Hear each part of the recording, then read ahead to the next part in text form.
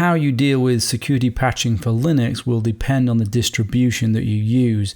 Now, I recommend Debian as a general use operating system for those who care about security, privacy, and anonymity. So for security patching, I'm going to talk about Debian and Debian-based systems. If you look here, you can see all of the Debian derivatives here, and a lot of these are operating systems that are important to security, such as Kali, Tails, Unix, etc.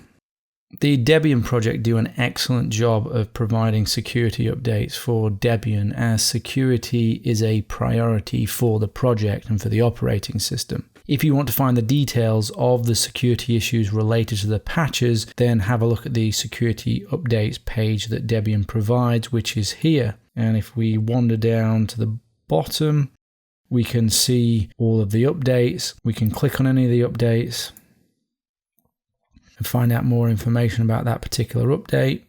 And it can take us through to MITRE, and we can find out more on the CVE. There's the details there. Let's follow the CVE. We can see more details here.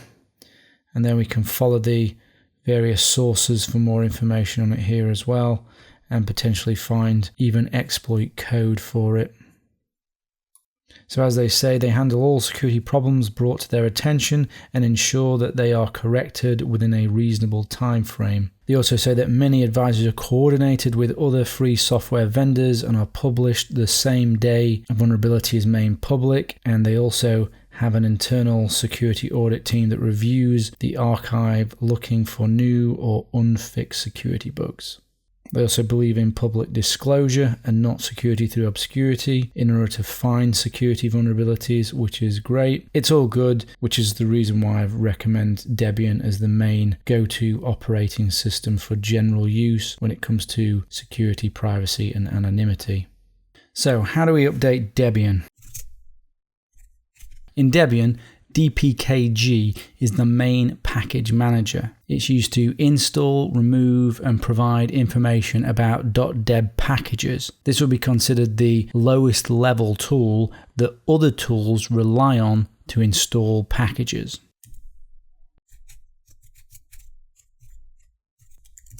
So you'd issue a command something like this if you want to install a Debian package. Filename.deb would need to be locally in your directory in order for you to install it there. There's also the advanced packaging tool, which is apt. This is a command line front end for dpkg for .deb and rpm packages. So an example of how you might use this in order to do an install would be, so command here, sudo apt-get install nmap. Sudo is so that we can run under administrative privileges. What this will do is this will install the nmap package if it exists in the repository. Nmap's already installed, so it's not installed a newer version. That was apt-get, but there are other apt commands as well, which I'll be showing you in a second. So we've shown dpkg, we've shown apt, and now we're going to show aptitude. Now, aptitude is a front end for the advanced packaging tool. It's a front end for apt. Quit this.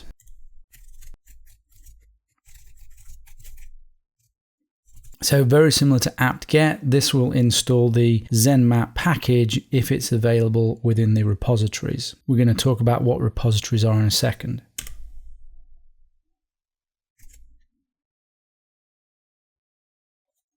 So that's installed Zenmap, and that will then appear as an application. And it's telling us that we can't do all of the things that we might want to do in Zenmap unless we've got root privileges. So there's the application Zenmap that we've just downloaded and installed. Okay, but what about software updates, security updates?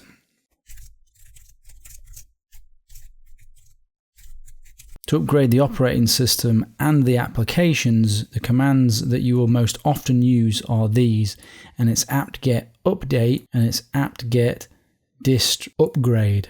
So let's run that.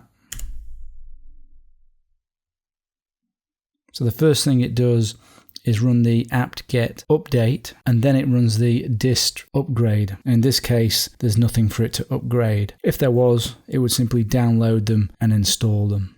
Apt-get update first, let me explain that. This is used to synchronize the package index files from their source. The indexes of available packages are fetched from the location specified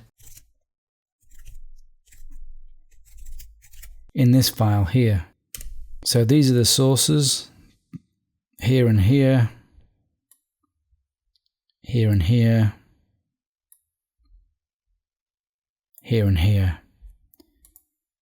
And these are not sources because they've been hashed out. That's actually the CD-ROM.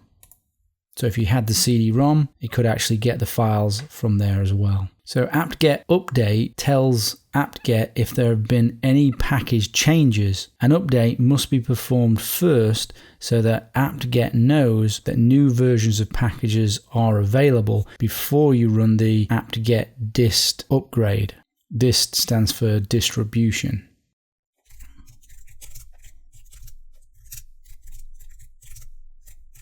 It's also possible to run this command as well. We always need to run apt-get update, but we can run apt-get upgrade instead of apt-get dist upgrade.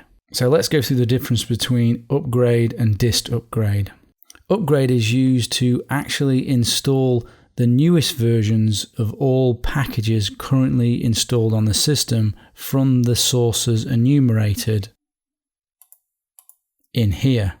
Packages currently installed with new versions available are retrieved and upgraded. Under no circumstances are currently installed packages removed or packages not already installed retrieved and installed. New versions of currently installed packages that cannot be upgraded without changing the install status of another package will be left at their current version. Now, dist upgrade is slightly different. In addition to performing the function of upgrade, it also intelligently handles changing dependencies with new versions of packages. apt-get has a smart conflict resolution system, and it will attempt to upgrade the most important packages at the expense of less important ones if necessary. So dist upgrade command may remove some packages. And the sources.list file contains the list of locations from which to retrieve desired package files. Therefore, this is a good option for updating and upgrading your distribution, and would be the command that I would recommend for Debian and Kali. If you remember, we also mentioned aptitude. Aptitude can be used as well to upgrade and update, and you would just substitute the command aptitude with apt-get. This is the recommended way of doing it by Debian. I just prefer the apt-get way of doing it because I prefer the output, but this can also be used. There are also some GUI tools you can use.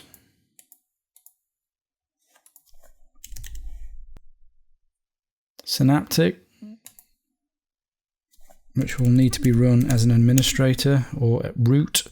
That's a GUI front end for the package manager.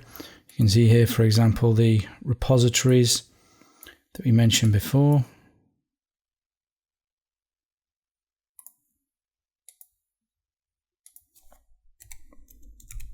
Also package updater and packages. So you can see that's packages. So you can look for things that are installed and things that are available.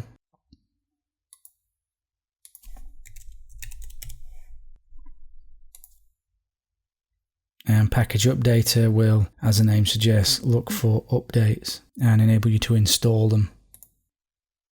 It is possible to set up automatic updates for Debian and automatic updates for security updates specifically. There are a number of different methods you can use, so it's really down to you what you want to do. But check out this page if you want some more details on the various options and what it is that you want to do. But there's 4 main options. So you can use the GNOME Update Manager, you can use the unattended upgrades package, you can write your own cron script that calls aptitude or apt-get, and you can use cron apt.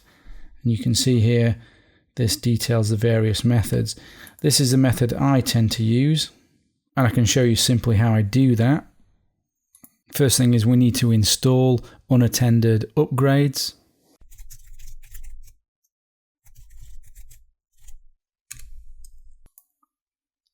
Then we want to edit the 10 periodic file. You can do that with your favorite text editor. I'm using gedit here. And this is what you need to be in this file, and then you need to save it. Let me show these a little bit bigger. There you go. So that's what you need in that file.